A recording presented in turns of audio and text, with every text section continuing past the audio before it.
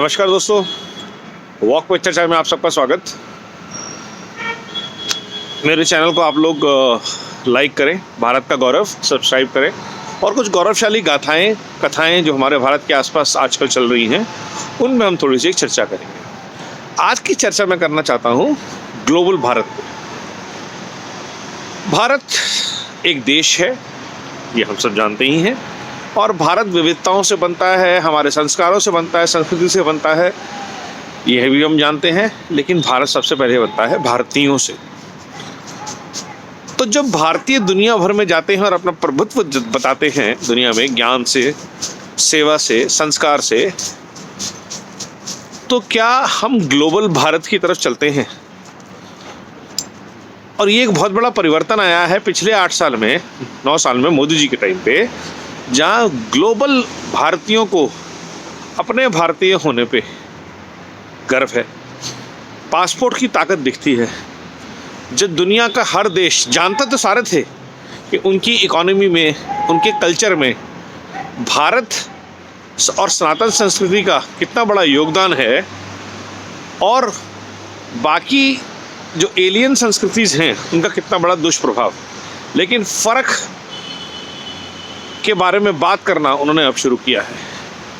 कल परसों एक वीडियो आया था जहाँ पे यूएस के एक सेनेटर बोल रहे हैं कि why Indians are welcome in our communities because they are the best doctors, they are the highest tax payers, they are the least और almost zero criminal rates, they are no problem to any community that they live in. तो ये जो हमारी सनातन values हैं, ये हमारा सबसे बड़ा पासपोर्ट है, ये हमारी सबसे बड़ा एक्सपोर्ट है। और इसको एम्प्लीफाई किया है नरेंद्र मोदी जी ने, जहां भारत से निर्यात की गई ये सेवक जो अपनी सेवाएं इन विदेशों में जाके देते हैं और उसके बदले जो कमाई होती है उसको भारत वहाँ को भी समर्पित करते हैं, यहाँ पे रहने वाले अपने घर परिवार के लिए लाते हैं, जिससे यहाँ की प्रॉस्पेरिटी भी बढ़ती है, इन्वेस्टमेंट भी बढ़ती है। And that touch $100 billion.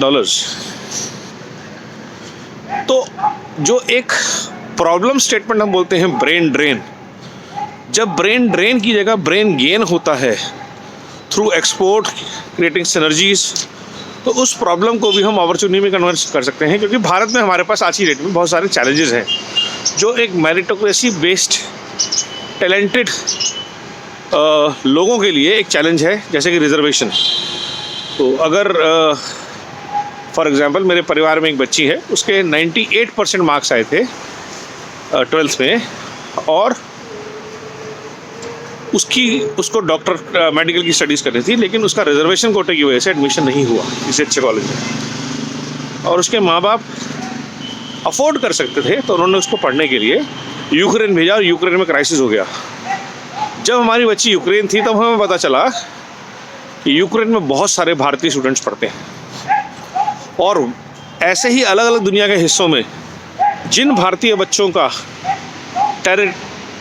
Merit होते हुए भी, टैलेंट होते हुए भी भारत में एडमिशन नहीं हो पाता, भारत में उनके लिए काम करने की अपॉर्चुनिटी लिमिटेड होती है, उनके टैलेंट की कदर नहीं होती, उनके लिए विश्व एक बहुत बड़ा बाज़ार है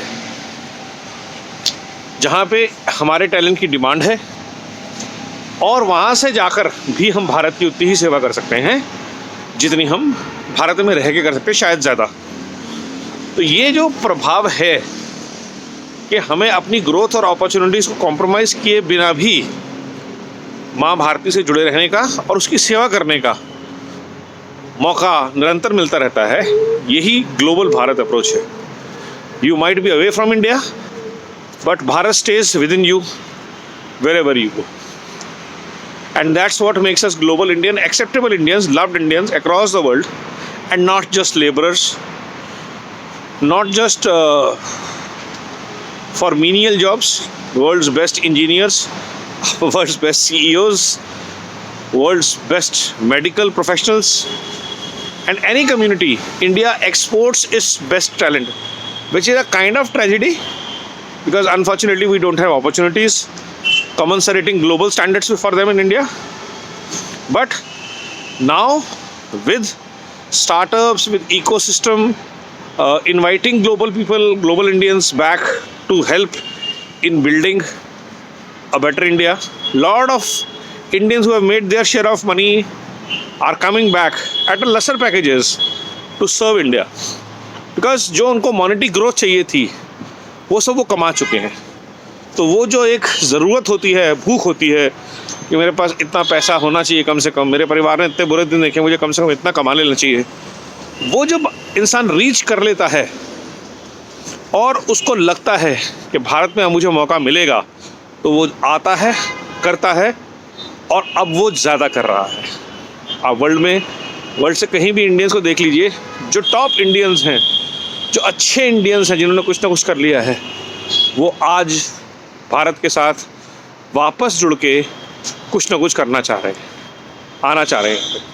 तो एक बड़ी positive approach build back better Bharat mission के लिए दुनिया में रह रहे हर तरह के भारतीयों का, जो भारत उदय में और सहकारिता करना चाहते हैं और जो भारत की सनातन वैल्यूज़ के ध्वजवाहक हैं, उन सबका स्वागत है. Mission build back better Bharat एक भारत श्रेष्ठ भारत की रोड मैप है. आप सब जुड़े, वर्ल्ड ओवर जहाँ भी आपके रिश्तेदार हों उनको एनकरेज करें अच्छी चीज़ों के लिए, उनसे कनेक्ट करें, उनके साथ कोलैबोरेट करें, नए आइडियाज़ पे काम करें और इस मिशन को गति दें. जय हिंद, धन्यवाद.